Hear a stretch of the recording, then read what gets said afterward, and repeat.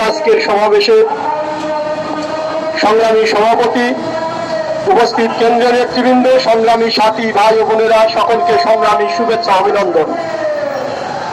আপনারা জানেন 5ই আগস্ট ছাত্র জনতার গণঅভ্যুত্থানের মধ্য দিয়ে ফ্যাসিস্ট শেখ হাসিনার পতন হয়েছে।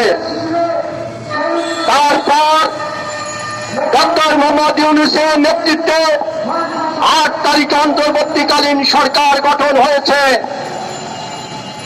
এই সরকার গঠনে জনগণের কোনো ভূমিকা না থাকলেও ঘটনার পরিস্থিতিতে জনগণ সেটা মেনে নিয়েছিল। জনগণ আশা করেছিল এই সরকার শেখ হাসিনার পতনের পর এই ফ্যাসিস্ট শাসনের অবসান করবে।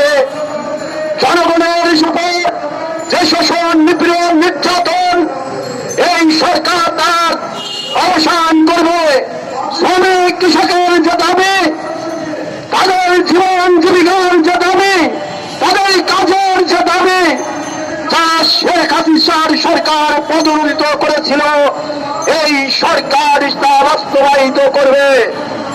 লুটপাট, দুর্নীতিকারী, গণহত্যাকারী এই আওয়ামী ফ্যাসিস্টদের এই সরকার বিচার করবে।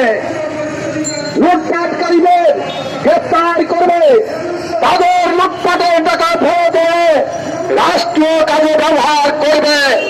কিন্তু আমরা দেখলাম এই সরকার সে পথে হাঁটছে না। নানা তালবাহানা, নানা কথার ফুলঝুরি, কখনো নিশ্চুপ থেকে সরকার প্রতিবাদী শাসনকেই মনে হয় এগিয়ে নিয়ে যাচ্ছে। এই ধীরে ধীরে বিভক্তির দিকে নিয়ে যাচ্ছে। মত সৃষ্টি করে, সাম্প্রদায়িকতা সৃষ্টি করে, মাজার থেকে আদিবাসী এবং যে ছাত্ররা গণঅভ্যুত্থান করেছে সেই ছাত্রদের মিছিলে পুলিশের যে নির্মম হামলা, অত্যাচার, আমরা ইতিমধ্যেই তা পর্যবেক্ষণ করেছি।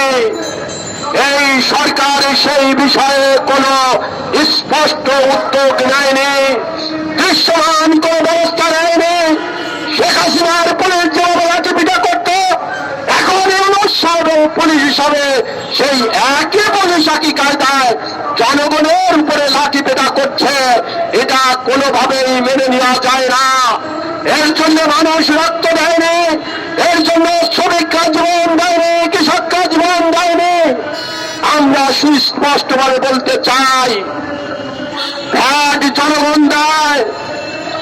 আপনার সরকারি কর্মকর্তা কর্মচারী যারা গত 15 বছর এই শেখ হাসিনা লুটপাট, দুর্নীতি, দুঃশাসনকে, ভোটের অধিকার কেড়ে নেওয়াকে যারা সহযোগিতা করেছে, যারা তার সাথে সামিল হয়েছে, সেই আমলা কর্মচারীদের বেতন বৃদ্ধি, মহার্ঘ ভাতার জন্য আপনারা 7,000 কোটি টাকা বরাদ্দ করলেন। আর জনগণের উপরে ভ্যাট বসিয়ে আপনারা 12,000 কোটি টাকা লুপাট করতে চান। কার সাথে? হাসিনার সাথে আপনাদের পার্থক্য কোথায়? ডক্টর মোহাম্মদ ইউনূস সাহেব, আপনাকে হিসাব দিতে হবে, কথার জবাব দিতে হবে। আর যারা রাষ্ট্রীয় পৃষ্ঠপোষকতায় দল গঠন করার জন্য নানা রকম মত সৃষ্টি করছেন, রাজনৈতিক দলগুলো সম্পর্কে নানা